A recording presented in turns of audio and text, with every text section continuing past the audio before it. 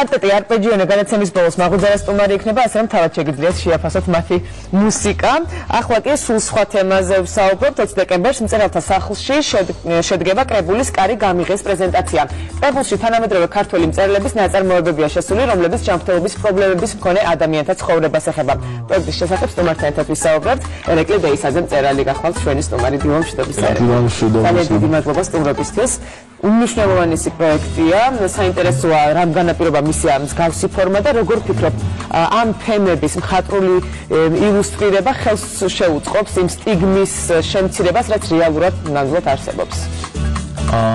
მე ვფიქრობ, რომ ხელს შეუწყობს, იმიტომ რომ ერთია პრობლემა, რომელიც არსებობს საზოგადოებაში და უკვე შემდგომ, როდესაც ამას დაიწერება რაღაც ტექსტები და ერთად შეიკრება და გამოიცემა კრებულის სახით, ეს ტექსტები უკვე ცალკე ამ პრობლემის პარალელურად განაგრძობენ არსებობას და აუცილებლად ვიღაცეებში რაღაც ცვლილებებს გამოიწვევს. იდეა გაჩნდა მას შემდეგ, რაც ფონდი ღია საზოგადოება საქართველოს დირექტორმა ნინო კიკნაძემ შემოგთავაზა ავტორებს, რომ მსგავსი სემინარი ჩატარდა.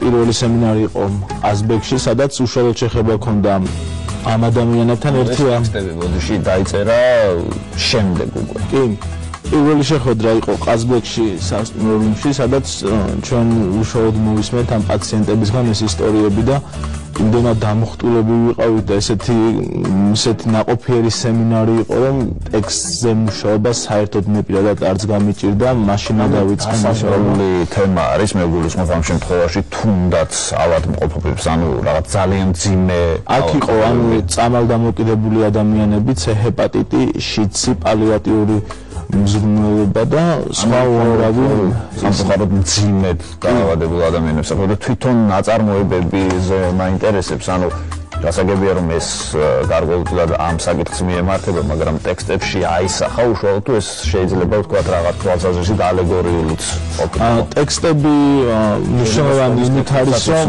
კი, ანუ რაც წავიკითხეთ, დეტალურად არ ვიცი წიგნი არც მინახავს, იმიტომ რომ მე მგონი გუშინ დაიბეჭდა და ხვალ იქნება პრეზენტაცია, მაგრამ არის ტექსტები, რომელიც ალეგორიულ ხასიათს ატარებს, მაგრამ რამდენიმე ავტორმა უშუალოდ პაციენტების ისტორია გაატარა და დოკუმენტურ მასალაზე დაყრდნობით დაწერა ტექსტი და ძალიან მრავალფეროვანი კრებული გამოდგა. მე სულ 3 მოთხრობა ვიცი და ამ 3 მოთხრობით უკვე შემიძლია ვთქვა, რომ ძალიან საინტერესო კრებული შედგა, როგორც ასეთი, იმიტომ რომ ყველა თემა თითქმის ტექსტებში მე პირადად ავირჩიე პალიატიური თემა, რომელიც რაღაცნაირად ყველაზე მძიმე.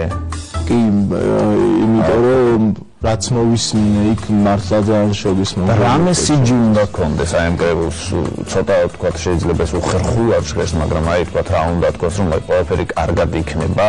თუ ეს ხელოვნური ხომ არ ამ ადამიანებს აქვთ საზოგადოებასთან ინტეგრაციის პრობლემა. აი ამ მიმართულებით არის ეს. ამ მიმართულებით არის, რომ ანუ მაგალითად ერთ-ერთმა ჩემმა მეგობარმა და ერთ-ერთმა მოხსენებელმა პაციენტმა თქვა, რომ როდესაც მე ეტლით გადავადგილდებით ადამიანებს უღიმი, მათგან რაღაც სამსახურეების სახეები და სხვანაირი რეაქცია მოდის, რის გამოც ის გულწრფელად წუხდა, რომ ეს ასე არ უნდა იყოს და მე აბსოლუტურად მესმის მისი და იგივე თუნდაც სამგზავრო ტრანსპორტში არ არსებობს ის, რომ ამ ადამიანებისთვის ალგა გამოყოფილი ადგილები, რომ მოხდეს მათი გადაადგილება იგივე ეტლით და ანუ რაღაცნაირად ცოტა გაუცხოვება ამ პრობლემების მიმართ საზოგადოებაში. რომ შენ თქვათ უშუალოდ ორგანიზატორი არ ხარ ამ პროექტისა, მაგრამ ხომ არ გაქვს ინფორმაცია, ეს წიგნები გაიყიდება თუ უფასოდ დაურიგდება ადამიანს? როგორც ვიცი, ეს ტექსტები უფასოდ დარიგდება და აპირებენ